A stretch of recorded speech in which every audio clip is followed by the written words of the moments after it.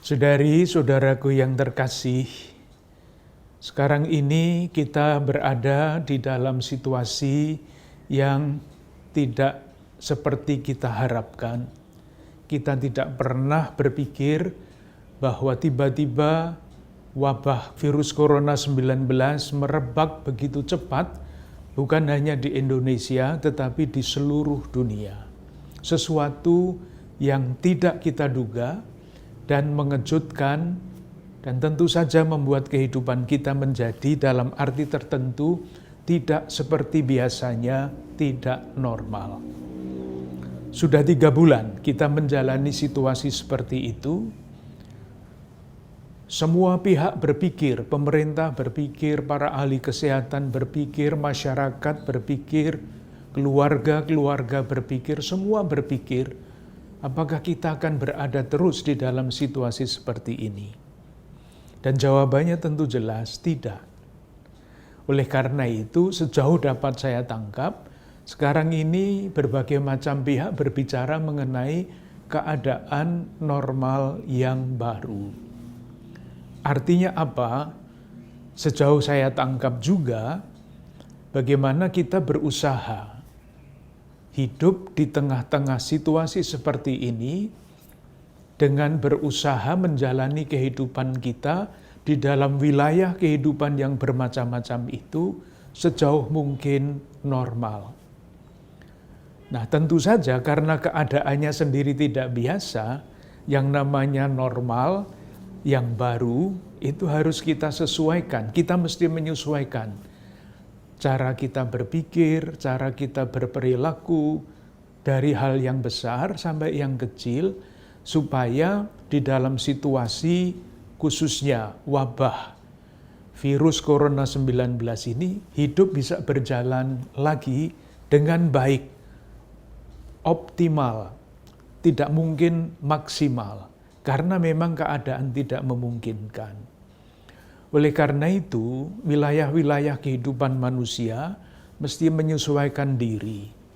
Entah itu tempat ibadah, entah itu pasar, entah itu tempat kerja, entah itu sekolah, rumah sakit, semua wilayah kehidupan manusia, kehidupan kita, mesti menyesuaikan diri dengan keadaan yang baru ini.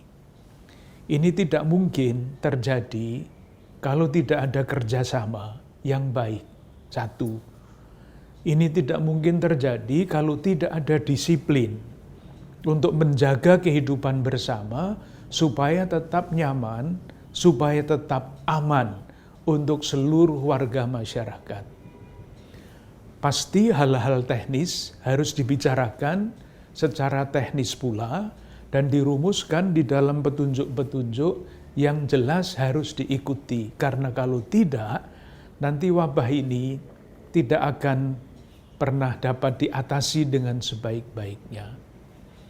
Tuntutan bagi kita semua masyarakat warga adalah semoga kita bertumbuh di dalam kedisiplinan, kesadaran bahwa kesalahan kita yang sedikit pun di dalam hal ini akan sangat merugikan kehidupan bersama.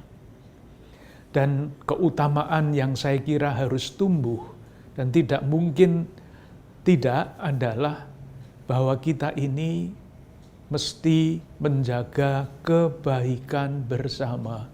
Tidak untuk saya, tidak untuk kelompok saya, tetapi untuk kebaikan bersama. Moga-moga kepada kita dianugerahkan kekuatan, keterbukaan hati, kecerdasan hati dan budi untuk melihat keadaan ini dengan cara yang baru. Artinya, yang baru itu menyesuaikan diri, dan yang sebetulnya bagi saya tidak baru, karena seharusnya yang dulu, yang normal itu, semua orang juga harus berpikir tentang kebaikan bersama. Dengan cara pada waktu itu. Sekarang kebaikan bersama itu juga tetap, prinsipnya tetap, tetapi karena keadaannya baru, mesti dimengerti secara baru pula. Dan itu membutuhkan kecerdasan budi dan kecerdasan nurani. Moga-moga kita semua bertumbuh di dalam kecerdasan-kecerdasan itu. Kita tunggu petunjuk-petunjuk teknis yang akan diberikan oleh pemerintah, oleh lembaga-lembaga yang berwenang, dan oleh komunitas-komunitas yang menaungi komunitas-komunitasnya sendiri. Sementara itu, untuk kepentingan umat Katolik di gereja-gereja, kita semua tahu, di Indonesia ini ada 37 keuskupan yang keadaannya sangat berbeda-beda. Yang bagus adalah bahwa masing-masing keuskupan sudah membentuk suatu tim untuk memikirkan bagaimana semua yang harus dilakukan itu dilakukan dengan baik. Keputusan dari masing-masing keuskupan itu berbeda-beda, tetapi semua mengacu kepada peraturan yang diberikan oleh pemerintah. Entah itu Departemen Agama, entah itu gugus tugas khusus untuk penanggulangan COVID ini. Intinya umat Katolik disiplin taat kepada peraturan-peraturan yang sudah dibuat, pasti dengan maksud untuk kebaikan bersama itu. Di Keuskupan Agung Jakarta sendiri, kita semua tahu meskipun secara legal katakanlah rumah ibadat sudah boleh dibuka, tetapi gereja Katolik belum membuka gereja. Alasannya sederhana, kehati-hatian. Supaya jangan pernah sampai terjadi tempat ibadah gereja kita menjadi tempat penyebaran yang baru. Sementara itu dari segi iman pun tidak ada kesulitan. Kita bisa beribadah seperti sekarang ini, televisi sekurang-kurangnya menyiarkan 1 minggu 1 kali, TVRI, layanan live streaming online terus diberikan.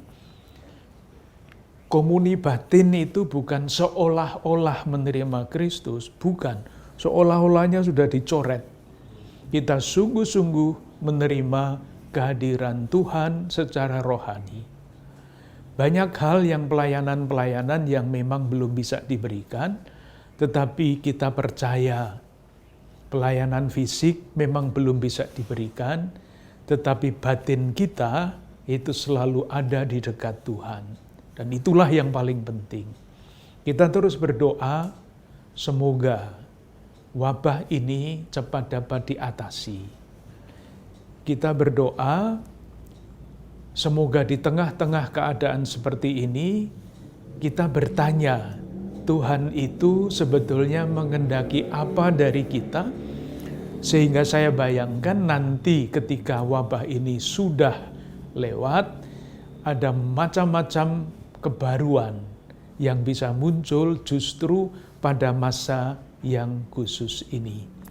Jadi bagi Keuskupan Agung Jakarta, untuk sementara ini sampai menunggu keputusan tim yang memikirkan, gereja belum dibuka untuk umum, pelayanan ibadah lewat live streaming, lewat televisi Republik Indonesia setiap hari Minggu, dan yang lain-lain disesuaikan dengan keadaan.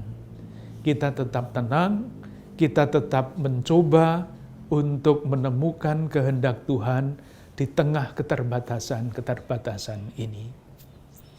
Moga-moga kita semua dilindungi Tuhan, salam sehat, berlimpah berkat untuk Anda sekalian, keluarga-keluarga dan komunitas Anda.